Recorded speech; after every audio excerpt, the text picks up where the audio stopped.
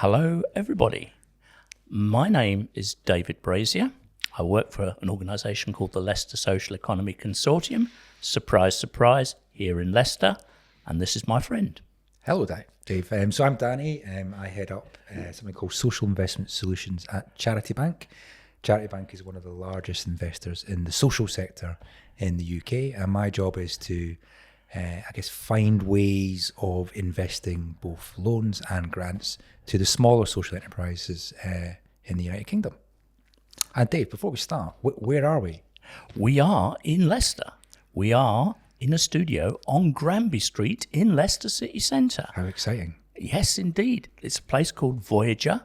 It's available if you wish to make your own podcast, but it's a great little place to come. I've discovered it through a friend of mine who is organised here something called a Social Innovation Accelerator. And they use a room in this building, but I came to see him and they showed me this space and I thought, we've got to make use of this. It's too good to miss. There we are. Here we are. And it's doubly exciting. So this is probably my fourth or fifth time in Leicester, which I think is one of the best cities in England, if not the UK. And I love this town. There's a real buzz when you come out of the railway station, which is great. So I'm very excited about that. And it was very kind of you to invite me along. So thank you. Second thing that's exciting is this is a podcast. So this is our first attempt. This is our first ever podcast, you and me both. Yeah. So, we can only screw it up once. Beginner's luck. Absolutely. So what we're going to talk about today to start with is what we've both mentioned but not really illustrated or defined, which is the idea of social enterprise. Mm-hmm. At one level, both you and I work for organisations that could be described as social enterprises. Definitely, yeah. And when you say that to people, they sort of look at you slightly gone out. They say, yeah. And you say, well, it's kind of like a charity, but it's not a charity. It's a business. And they say, how can it be a business and a charity at the same time? And you say, with difficulty. But it's sort of quite hard to explain sometimes what social enterprise is. There's a very long and tedious definition, which the government uses about, businesses that primarily work for social environmental purposes, but also not employ people, but also don't take personally profits out of the business. But that's long and complicated to explain too. Yeah. So then you finish up saying, have you heard of the Eden Project? Yeah. Have you heard of the Eden Project? I have, of course. I've been there, visited it. It's, I guess, one of the most inspiring projects, actually, that I've ever been to. So I went there. It's in Cornwall. They kind of redeveloped a former clay mining site. Is that right? Sorry, I'm hopefully not stealing your thunder here. No, I want you to tell us what you think about the Eden Project because... Oh, I love it. So it's... and what do they do? That's a good question. So they redeveloped what was, I guess, industrial wasteland, former clay mining pit in Cornwall, and basically thought of a very clever way of making a comment on environmental impact and created these biodomes. So I guess it's kind of like a botanical gardens at scale. And then as a tourist, maybe 10, 15 years ago, I kind of visited, spent my money, had a great time, learned a lot of things about the earth, and probably was one of the first places I heard about climate change, I'm sure, etc. And then I left. And that was, for me, before I even knew the distinction between a charity, a social business. I'm not saying I do right now, but so very definitely was before that. And I'm guessing that some of the money that I paid in my entrance fee to have a good time was also being used for all sorts of positive social impact, not just environmental, but I hope in terms of employment, training, etc. for local people.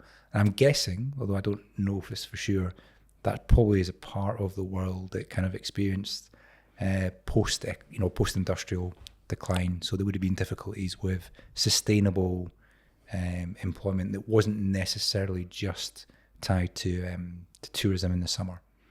Yeah, I think one of the things that social enterprises need to be good at, if potentially, is job creation. Yeah. And particularly the quality of jobs that's being offered to people, and having some kind of ethical consideration about how much you pay people and what way they get treated. And a number of social enterprises, of course, are actually workers' cooperatives. So in those instances, the staff, the workers, actually have power of control over the business. Yeah.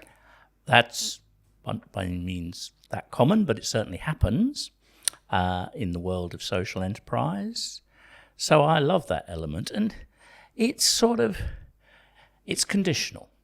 So our social enterprise isn't primarily for environmental purposes, but that doesn't mean that we wouldn't want to be conscious and recycle paper and all that kind of stuff. It's a sort of condition, but it isn't the purpose.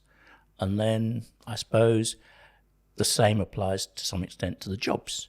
So we pay, by choice, the real living wage, which is above the national minimum wage a bit, because we can, and because that is a way of telling our cleaner, who typically, of course, is the lowest paid person in the place, that we value her and that her job contributes in some ways as much as mine to the success of the organisation. Yeah, which is great.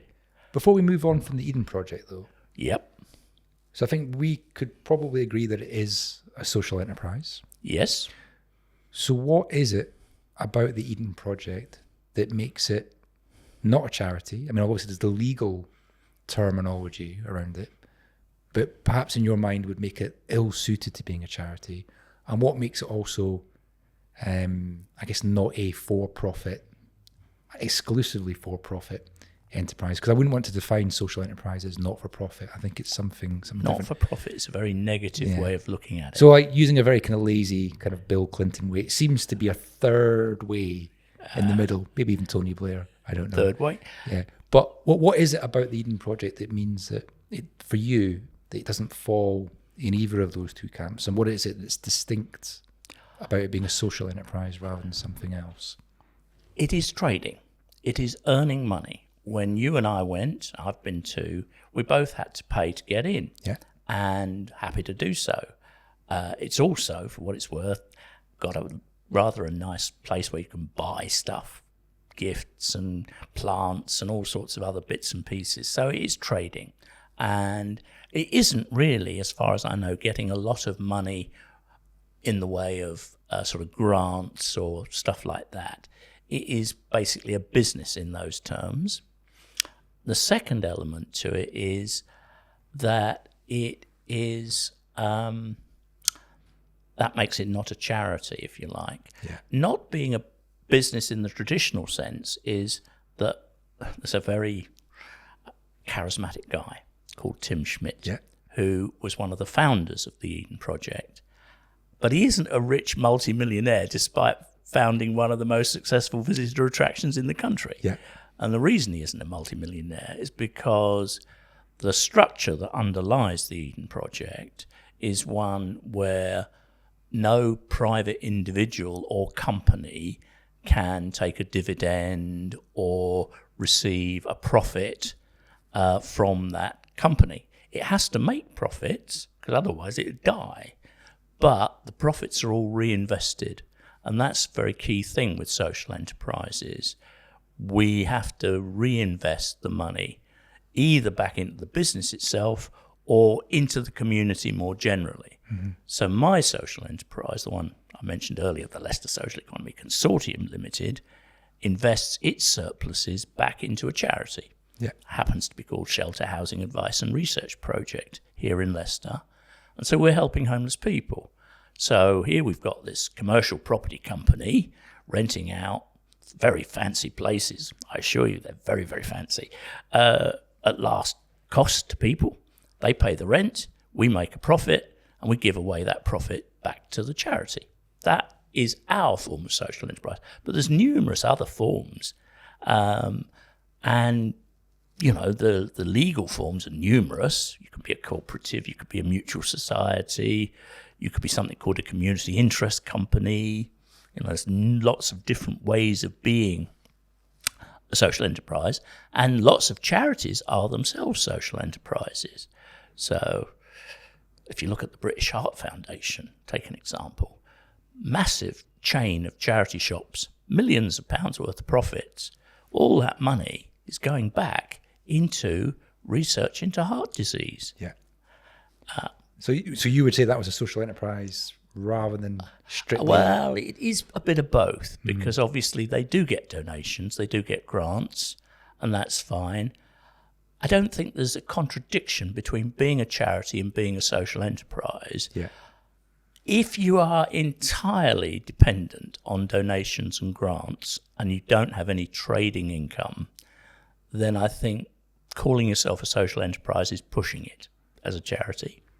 So going back to our Eden yeah. project, and by the way, for people, I mean, I assume most people in the UK will have heard of the Eden project. It is unbelievable in terms of the scale, and you're absolutely correct. Tim Schmidt, very, very charismatic guy. If you ever get a chance to listen to him speak live, and you're absolutely right to kind of name check him, because I think he's one of the most inspirational people I've seen because of the story. I mean, not just him, the what they achieved there in terms of scale. And if you ever see a video or footage of what the site was like and then what it is like now, it's just the ambition was just off the scale. So it's a really interesting thing to think about, is how they kind of came up with the idea. But going back to that example, so we've got an organisation which probably would be ill-suited to be a traditional charity because its role, and I guess in my mind, I often think of charity perhaps wrongly in a kind of Victorian sense of there is a poor person or someone in need, and then there's someone that has some kind of power that then is helping them, and it's a kind of a conversation of unequals, which makes one person. And by the way, I'm not saying necessarily it's wrong, because I think there's definitely a place for that kind of support and need. But one of the characteristics for me around social enterprises is less of that power dynamic about a person in power helping someone not in power, and it's not just a transaction of money, it's a transaction of something else, which is, so the question I was going to ask for you then is there something different, you know, if it was Disney, for example, that bought the site and ran it and then decided to gift all their surplus for charitable aims, is that different than what we've got at Eden now? Is there something about the operation, I'm leading you the witness here, but is there something about the operation of the organisation you think is different from a private organisation just using profit for good and recycling the profit back in? Yeah, well, I think it is partly about ethical conditions. So I have no knowledge about what Disney pay their staff, and I have no particular knowledge about how much or otherwise of their waste they recycle. But I suspect that their approach to running the Eden project, were they to acquire it in some way or other, would be rather different to the way that it is currently run. And it might even be that they would find it possible, I don't know, with marketing and all the rest of it, to charge people more. Well, they would charge for the parking. They would. When I went, there was no charge for the parking. Well, that's almost certainly the case. Yeah. So there is a different moral ethos, ethical consideration. I don't know. It's hard to express it exactly. And, you know, when you get an organisation like the Body Shop, for example, who were very strong on all their ethical concerns, the distinction becomes slightly hazy. I suppose the ultimate issue is about who decides what, and I cannot decide that Dave Brazier needs a £50,000 bonus this year. Even if I wanted to, the way that the company is set up would not allow that to happen. And I suspect the charity bank operates to rather similar rules. So there are constraints upon what bosses can do within social enterprises, whereas with a purely private company, Anita Roddick, when she was still alive, I guess, could pretty much do whatever she liked. And she chose, as a matter of personal commitment, to operate her company in the way that she chose to. Great. And I think you would say then that perhaps one of the characteristics of a social enterprise or social business is that social mission running through not just the desire to make profits and recycle them, but in everything. There's a consideration there in everything they do. So you're right. I mean, Anita Roddick and Gordon founded this pretty successful business. But I guess, as a teenager, when I went on the high street, their shops with the kind of posters in the window, for environmental, but also I guess, rights of people in the Amazon and extra. That was my first ever exposure to those sorts of things. And then I understand, she set up factories in Easterhouse in Glasgow, for example, to give people employment. And again, that was a choice, which I suspect wasn't the most economic. If you're driven purely by profit, you can recycle the profit before you make the profit. And I suppose that the decisions that are being made, and it's what's different, I guess, necessarily from a private business, is that social consideration is driving a lot of the decisions that are being made, I guess. I would think so in most instances. I mean, we've got a whole range of different social enterprises here in Leicester, some extraordinarily successful, some that people don't even realise are social enterprises, like, for example, the Leicester Comedy Festival. It's a brilliant operation, and Jeff set it up many years ago now. He's, I think, taken a step back these days, but it is, after the Edinburgh Festival, the premier comedy festival in the country. Wow, I didn't know that. Oh, yes. Hundreds of performances over about a month or so, normally in February. Numerous venues, about 30 or 40 different venues. Brilliant stuff. And it very devolved as well, because it kind of almost self-organising. And then we've got National Space Centre, massive tourist attraction, biggest social enterprise in the city in terms of employment, I think, depending on how you define social enterprise, of course, because, the universities, both social enterprises at one definition of the term, both much, much bigger than the National Space Centre. But, that's another sort of operation. We have the Curve, which is very successful theatre, also making large amounts of money from ticket sales, but also getting grants from the Arts Council and people like that, so good for them. And ranging right down to quite small neighbourhood organisations that are just doing good things in Saffron Lane, to take an example, or any other particular community within the city, or in some cases, of course, we're not talking about geographical communities. We're talking about communities of interest of one description or another. We might be talking about people who like music, people who like dance. It's a weird one. I guess, we started with Eden. Yeah. Maybe we should have started with Leicester, actually. So I know you're a man in the know. And I suppose one of the things that people, quite often I have to tell people what I do for a living. Which is support. You have to confess. I have to confess, which is support social entrepreneurs with a bit of funding here and there, if I can help. But actually, I guess people, it's not quite a hidden economy. But as you said, it's not, as well as the concept of what a social business is, and some people are going to say, well, why would you do that? And actually, I guess some people are also a little bit confused about why you don't go off and make as much money as you can and then put that towards charitable use. The Bill Gates model. The Bill Gates model, exactly. Which is one model. I'm not saying it's the best or the worst. No. But the one thing that almost everyone, I guess when I start to bore people to tears over dinner about, I've met so-and-so, they do this wonderful thing, they're not aware of this as part of the economy. People are very aware, I think, of charities. Yes. And for profit. They're not so aware of this kind of subset, And the third way is third way. underrepresented, you could say. So, as a man in the know, how many social enterprises are there in a town? I mean, of Leicester. Leicester's what, 200,000, 220?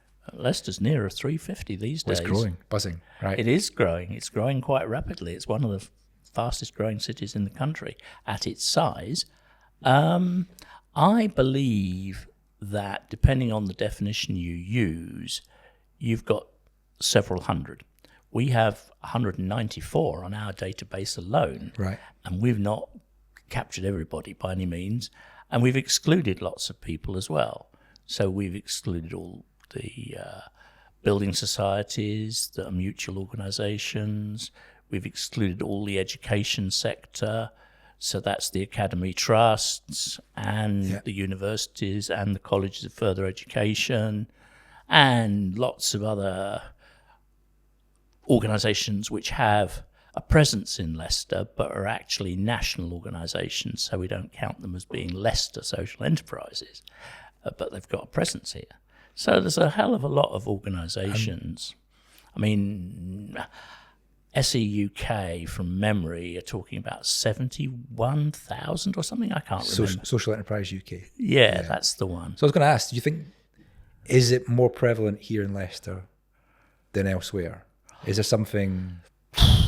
I would like to think that Leicester has a particular contribution to make, yes. But, you know, I've been to other cities. I mean, talking about Glasgow, one of my first experiences in social enterprise was going to Glasgow and meeting the people from the Queen's Cross Housing Association and people from a place called Fruin Street, which was slightly more notorious than Easterhouse even. And it was a tough area.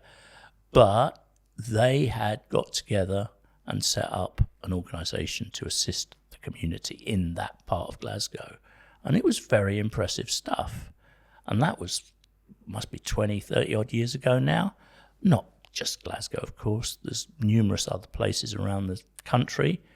I went to Dalston in Hackney. London, Yeah. And they've got a real good stuff there. Sort of bootstrap enterprises, it's called. And it's David.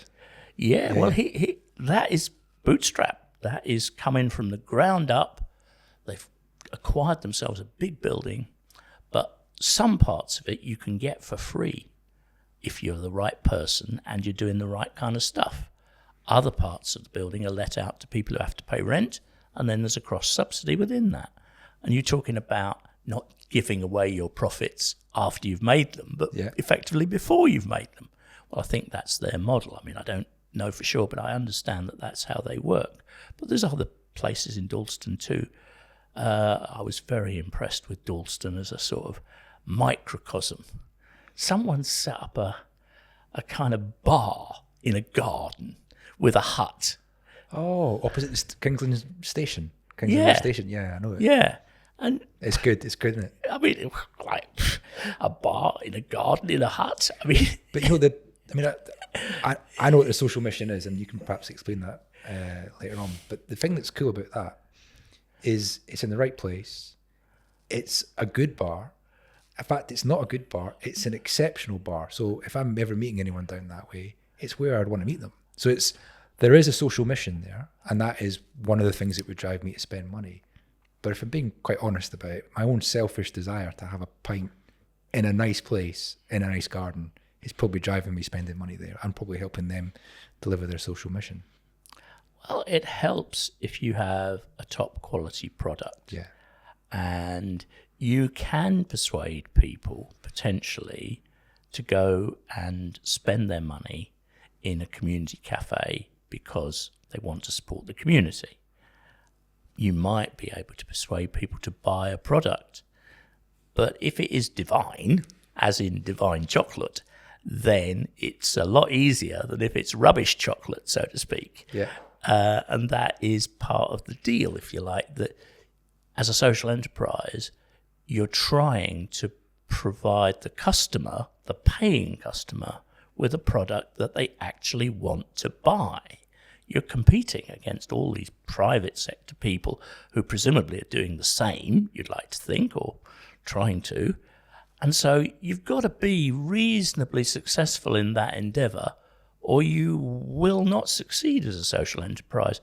Simply trading on what I would call the sympathy vote is not a long-term successful strategy in business, I think, in most instances. Correct. I mean, there might be one or two occasions where it is, but mostly it's not. And I think that's something both you and I can agree on, that they're in business. So social enterprise has to generate income to survive, to pay the salaries, to deliver on their social mission. They've got to find a service or a product that people wish to pay for and pay a reasonable rate for. If you can persuade people to pay slightly above the odds because they're getting a better product, a more ethically produced product, then that can be a good way to trade. But at the end of the day, if you can't make sufficient money to cover your overheads, then quite clearly you're out of business. End of. You are. I've got two follow-on questions. So is it a new idea? So that there is, I came to the sector maybe 15 years ago, and at that point, I just presumed it was all brand shiny new and that we were there at the frontier. And then you kind of discover as you go to events that perhaps we're just repeating ideas of the past and pinching the good ones, sometimes the bad ones, but which is good. But, is this something that's kind of relatively new? I mean, charities go back, I guess, hundreds of years. They certainly do. Social business, are there older ones, or what's the kind of the time frame of all this? Well, it's quite hard to put your finger on it. The 19th century seems to have been quite productive in terms of new forms of business. Yeah. We had the building societies, the friendly societies, the mutual aid organisations in one shape or form or another. And we got a range of other institutions that started at that time, if you like. And amongst the ones that continue to this day, of course, is the co-op. Yeah. The co-op is a consumer co-op, not a producer co-op, but nevertheless, 1844, I think it was, they set themselves up, started buying stuff in bulk, and then selling it to their members at a modest amount, which covered their costs. And in one sense, 190 odd years later, however long it is, they're still doing it. They are, yeah. Good for them. And then, other things have come along. Here in Leicester, we had a whole number of things, not really intended to be social enterprises. Got the YMCA, for example. Well, that was a young men's Christian association. Yeah. Intended to provide facilities for young men, keep them on the straight and narrow in a moral sense. But bizarrely, they built themselves an HQ that included a large number of shops underneath it. Yeah. So the shops get rented out and pay rent to the YMCA, and consequently the YMCA are able to continue their activities. I think they also had residential accommodation, which they charged for. Gyms.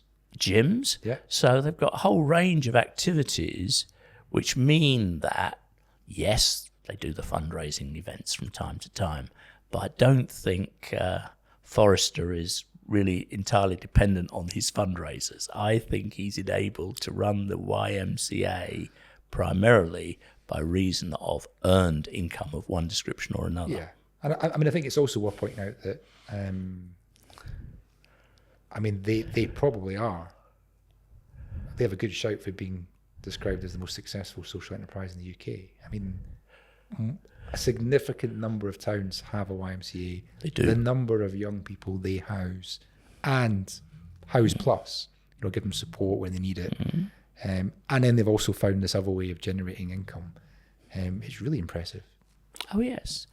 And they are very much a product of the 19th century. Mm-hmm. When you look at the origins of YMCAs, and here in Leicester, we've had several sizable charities set up in the late 19th century. The Royal Leicestershire, Rutland and Wycliffe Society for the Blind, now called Vista, is, I think, probably one of the largest, if not the largest, local charity in the city. And go back to 1880, 1890, I can't remember when exactly, but a while ago now, before I was born, that's for sure. And then we've got much more. You're only 49, as we discussed. I'm only 49, as we discussed earlier. Yes. Well, you're a young man too. Well, 39, if not younger. Well, perhaps not. So it's not a new idea, is what we're saying. No. But actually, I mean, there's various kind of developments. Interesting that I think that the 19th century model seems to be more kind of organised and cooperative in nature, people coming together. Mm-hmm. And actually, I guess later versions of social enterprise have actually become increasingly, well, some of them become more commercial. So, you know, people selling coffee, magazines, chocolate, whatever it might be. And so it's just commercial enterprises that just happen to be social businesses. But I guess I'm interested on your journey. I mean, my understanding is that you started out in housing. I did. Well, you started out perhaps in housing that wasn't yours. And that's a different story. It is a different story, yes. As a squatter. Yeah. But how did you come into, what was your journey into it, and why, what was attractive about it for you? It was, I have to say, a significant amount of luck. Right. An opportunity arose and a problem arose. The problem I could see, and this goes back to the days of Margaret Thatcher, would you believe? I've heard of so her. A very long time ago now. Grants for charities to help people were getting increasingly scarce. And I could see, even then, back in the 80s and the 1990s, that funding a housing advice centre was going to be difficult. Right. And was that what you were working on? I was running a housing advice centre here in Leicester, and at one time we had a dozen or so staff, a bit more than that, at certain points in time. But we moved from having like grants, very nice grants, to having grant aid contracts, and then to sort of contracts that we had to tender for, and the chances were that you wouldn't always win the tender. Yeah. And so developing continuity of service was dead difficult. And presumably those grants were normally Local authority. Local authority grants, okay. Mostly local authority. We also got help from the National Shelter Organisation to set up the organisation in the first place. Right. Shelter nationally were doing, stuff they needed to bring to a halt. I think maybe we're getting to the point where we need to call a halt to this. Yeah? So, Danny. It's just getting interesting. I know, it's terrible, isn't it? Danny. Hello. Thank you very much for coming along today a pleasure. Joining us. And we'll troll on. Well, that was fun. Thank you. Thank you. We've just finished our podcast, and it's been a great interest and pleasure to do it. And I hope that you enjoy it when you watch it, and that you learn that social enterprise goes a bit beyond the Eden Project. Danny, would you like to contribute your thoughts? I would. So, I mean, first of all, it's been lots of fun.